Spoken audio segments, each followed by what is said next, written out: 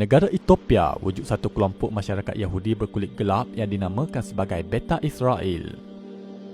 Nama kelompok Beta Israel berasal daripada sebutan bahasa kuno Ethiopia atau Habsyah, yakni Gi'is bagi istilah rumah Israel, yang mana ia diguna pakai bagi merujuk kepada kelompok penganut agama Yahudi dalam kerajaan Aksum atau Habsyah, yang mana mereka adalah kelompok yang enggan untuk menukar agama mereka kepada agama Kristian ketika mana Raja Habsyah Ezana of Aksum memeluk agama Kristian.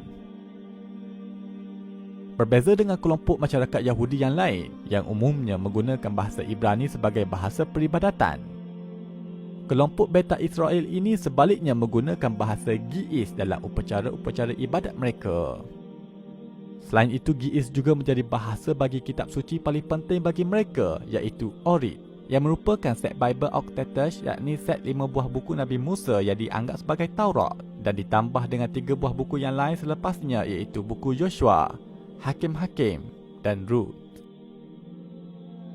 Tidak ada golongan yang berpangkat Rabbi dalam kalangan komuniti Beta Israel. Sebaliknya, mereka memiliki para pendeta yang disebut sebagai Khahenat untuk menjalankan tugas-tugas hampir sama dengan para Rabbi dalam kalangan masyarakat Yahudi arus perdana. Golongan Beta Israel juga selain itu tidak mengenali kitab Talmud. Mereka bergantung hanya semata-mata kepada kitab Taurat dalam penetapan sebarang hukum atau peraturan dalam kehidupan. Disebabkan oleh hal ini, golongan Beta Israel tidak memiliki peraturan pemisahan antara makanan serta peralatan untuk memasak daging dan susu yang terdapat dalam undang-undang pemakanan golongan Yahudi arus perdana. Hal ini disebabkan ketetapan yang sedemikian hanya dinyatakan dalam kitab Talmud. Perkara lain yang turut terkenal tentang masyarakat Yahudi Ethiopia atau Beta Israel ini adalah amalan kontroversi mengasingkan wanita-wanita yang sedang haid keluar dari rumah. Dalam pengamalan masyarakat Beta Israel, mereka akan mengasingkan wanita-wanita mereka yang sedang haid ke pondok khas yang disebut sebagai Mergem Gogo, sehinggalah wanita tersebut tamat tempoh haid. Amalan yang tidak wujud dalam kalangan masyarakat Yahudi arus perdana ini menariknya mempunyai kemiripan dengan amalan yang diriwayatkan dalam hadis yang diamalkan oleh masyarakat Yahudi di Madinah. Hal ini justru memperlihatkan bahawa ada kemungkinan yang besar bahawa masyarakat Yahudi di Madinah pada zaman Nabi Muhammad adalah satu komuniti Yahudi yang unik seperti mana Beta Israel, yang mana mereka berbeza dengan masyarakat Yahudi arus perdana pada hari ini.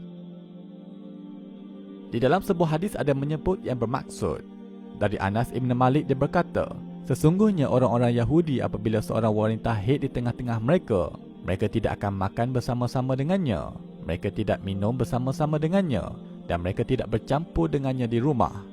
Lalu ditanya kepada Nabi SAW tentang perkara itu, maka Allah Ta'ala menurunkan ayat yang bermaksud, mereka bertanya kepadamu tentang haid, katakanlah haid itu adalah satu kotoran. Dalam surah Al-Baqarah ayat ke-222. Maka Rasulullah SAW memerintahkan mereka selepas itu untuk makan bersama-sama dengan mereka, yakni isteri-isteri yang didatangi haid, minum bersama-sama mereka, dan tinggal bersama-sama dengan mereka dalam satu rumah, serta melakukan apa-apa sahaja jua kecuali an-nikah, yakni persetubuhan. Hadis riwayat At-Tirmizi.